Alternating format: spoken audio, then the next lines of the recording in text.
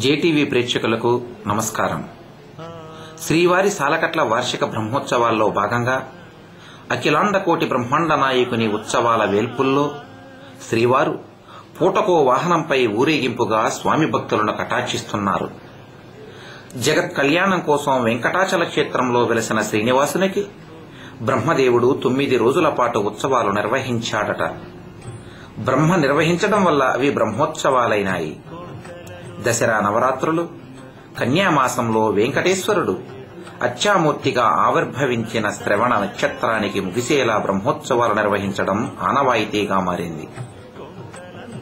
ఈ ఉత్సవాలు అంకురార్పణతో ఆరంభమై ధ్వజావరోహణంతో అయిపోతాయి.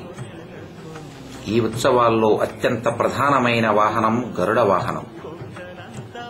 5వ రోజు రాత్రి తనకు నిత్య సేవకుడైన గరుత్మంతుని మీద ఊరేగుతున్న శ్రీనివాసుడు స్వామివారి మూలమూర్తి మీద ఉన్న మకరకంఠి, లక్ష్మీహారం, సహస్రనామమాల ధరించి మలయప్ప స్వామి భక్తులను అనుగ్రహిస్తాడు.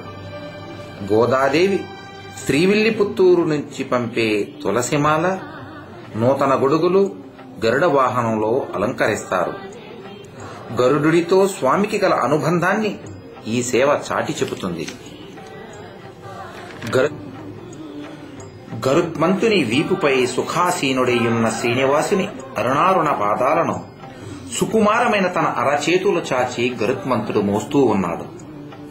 ఎర్ర తామరలను కలిగిన పొట్లాల్లా గరుత్మంతుని చేతులు ఉదరాంగాలను భాసిస్తున్నాయి.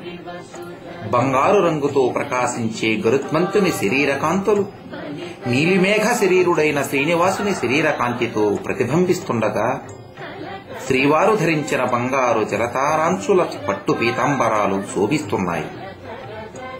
శ్రీవారి దివ్యమంగళమూర్తిలో లీనమైపోయిన అసంఖ్యాక యుగుల ఆత్మల్లాగా ఆ స్వామి అపాదమస్తకం అలంకరించుకున్న బంగారు హారాలు, ఆభరణాలు శోభిస్తున్నాయి. సముద్రంలో పుట్టిన లక్ష్మీదేవికి తాము కూడా అక్కడే పుట్టడం వల్ల మొసళ్ళు తోబుట్టువులుగా విన్నపం చేస్తున్నాయా అన్నట్లు శ్రీవారి చెవులకు అలంకరించిన మకర కుండలాలు ప్రకాశిస్తున్నాయి.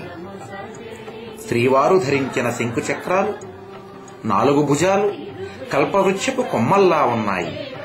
దీనిని పరిశీలిస్తే గరుడారూఢుడై శ్రీనివాసుడు వేంచేస్తున్న అంతరిక్షపు వినువీధులే తిరుమల తిరువీధులుగా ప్రతిబింబిస్తున్నాయి.